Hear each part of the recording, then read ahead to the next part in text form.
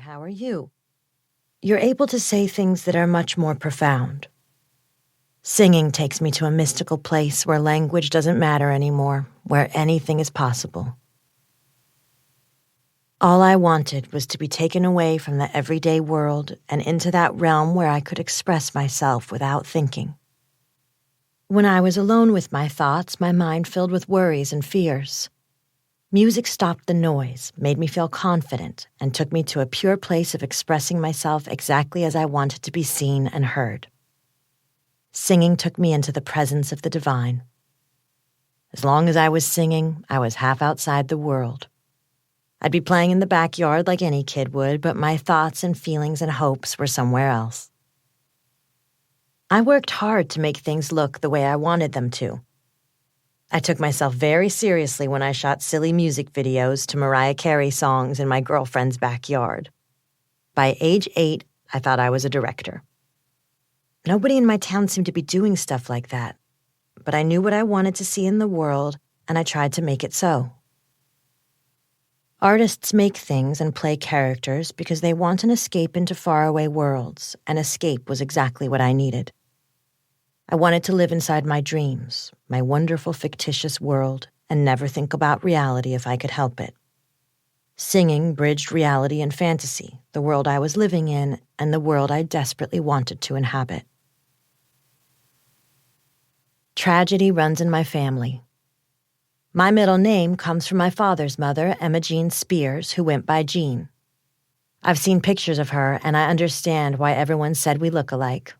Same blonde hair, same smile. She looked younger than she was. Her husband, my grandfather, June Spears Sr., was abusive. Jean suffered the loss of a baby when he was only 3 days old. June sent Jean to Southeast Louisiana Hospital, a by all accounts horrible asylum in Mandeville where she was put on lithium. In 1966, when she was 31, my grandmother Jean shot herself with a shotgun on her infant son's grave, just over 8 years after his death. I can't imagine the grief that she must have felt.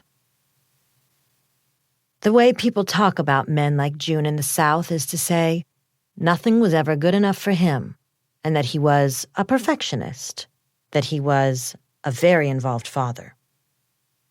I would probably put it more harshly than that.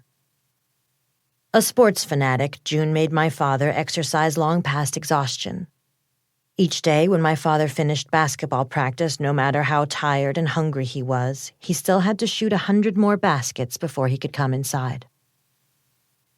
June was an officer for the Baton Rouge Police Department, and he eventually had 10 children with 3 wives.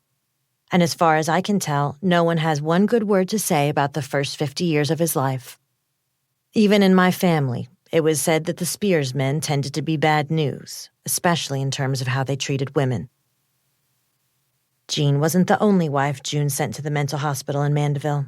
He sent his second wife there, too. One of my father's half-sisters has said that June sexually abused her starting when she was 11 until she ran away at 16.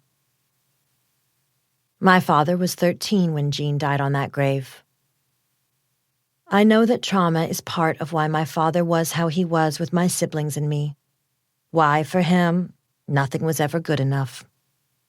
My father pushed my brother to excel in sports. He drank until he couldn't think anymore.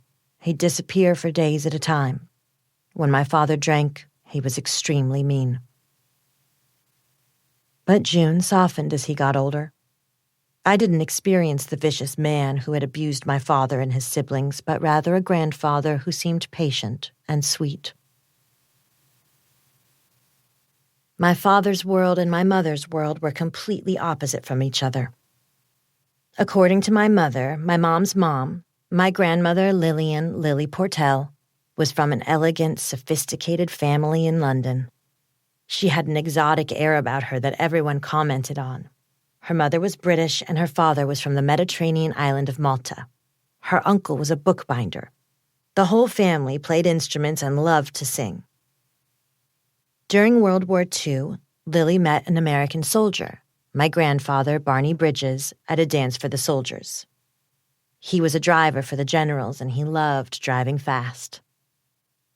She was disappointed, though, when he brought her with